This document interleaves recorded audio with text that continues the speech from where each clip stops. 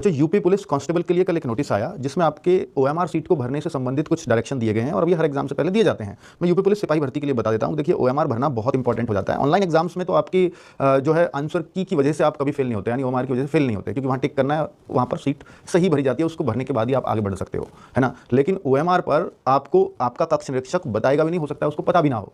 तो भाई इसको थोड़ा सा सावधानी से भरें, क्योंकि इसकी अगर एक गलती हो गई तो आप जीरो मार्किंग में चले जाते हैं। और इसको अच्छे अच्छे वो बच्चे जो 250 पौने 300 नंबर ला सकते हैं, कोई ये सोचता होगा मैं तो बहुत होशियार हूं, मेरी नहीं भर सकती है, गलत, उसकी भी गलत होती है। हमने देखी है कि जो सिलेक्शन के हकदार थे अक्सर उन बच्चों का ही हमें भी दुख होता है, ये ओएमआर कैसे गलत भराया। तो इसकी प्रैक्टिस भरपूर करके जाइएगा। इसमें बोला है कि 3 चीजों को विशेष गौर करके भरें, जैसे परीक्षा केंद्र कोड या आपके एडमिट कार्ड पे आएगा तो उसकी प्रैक्टिस कर लेना, याद भी कर लेना, अच्छा ही रहेगा। बाकी अनुक्रमांक, रोल नंबर भी आपको ओएमआर के साथ गोले ताले करने पड़ेंगे उसके। और प्रश्न पुस्तिका क्रमांक ये कहां से मिलेगा, जो आपका पेपर आएगा उस पर प्रश्न पुस्तिका क्रमांक लिखा होगा, उसको ओएमआर सीट पर भरना होगा। बाकी चीजें तो लिखनी होती हैं, 3 चीजों के गोले भरने होंगे। और 2 बहुत महत्वपूर्ण बात इसमें बताई है कि यदि आपका हिंदी और इंग्लिश में पेपर आता है तो और कोई क्वेश्चन भ्रम की स्थिति में, यानी ये गलत है या सही है, तो भाई अगर वो हिंदी में गलत है ना और इंग्लिश में सही है तो उसको सही माना जाएगा। तो अगर आपको कोई ऐसा भ्रम लगता है किसी प्रश्न पर तो फिर आप उसको इंग्लिश में भी एक बार जरूर पढ़ लें। आप क्या सर इंग्लिश में तो हमें समझ ही नहीं आएगा, पर कुछ डाटा, कुछ डिजिट ऐसे, जैसे मान लीजिए मैथ का, रीजनिंग का सवाल है, हो सकता है इसलिए आपका गलत उत्तर आ रहा हो क्योंकि आपने ना उसको हिंदी में वो गलत डिजिट ही लिख दिया उसने, लेकिन इंग्लिश वाले पोर्शन में वो डिजिट सही लिखी हुई है,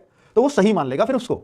तो इसलिए उधर भी नजर डालने की प्रयास जरूर किया करें, है ना। और दूसरा इसने जो बोला है बहुत ही इंपॉर्टेंट बात, कि अगर किसी प्रश्न में 2 उत्तर सही हैं तो और आपने उन सही उत्तर में से एक को कोई सा एक भी सही कर दिया है तो आपको पूरे मार्क्स मिलेंगे उस पर। और अगर आपने दोनों पे ही टिक कर दिया, ज्यादा होशियार बन गए कि भाई मेरे तो दोनों सही है, मैंने दोनों सही ढूंढ दिए और दोनों पे लगाए, तो आपको 0 मार्क्स मिलेगा। इसलिए बहुत होशियार बनने की जरूरत नहीं है, कोई सा एक उत्तर आपने लगा दिया आपके फुल मार्क्स मिल जाएंगे। ठीक है, तो ये कुछ ध्यान देने वाली बातें थी, मुझे लगता है कि आपके काम की होंगी। Thank you.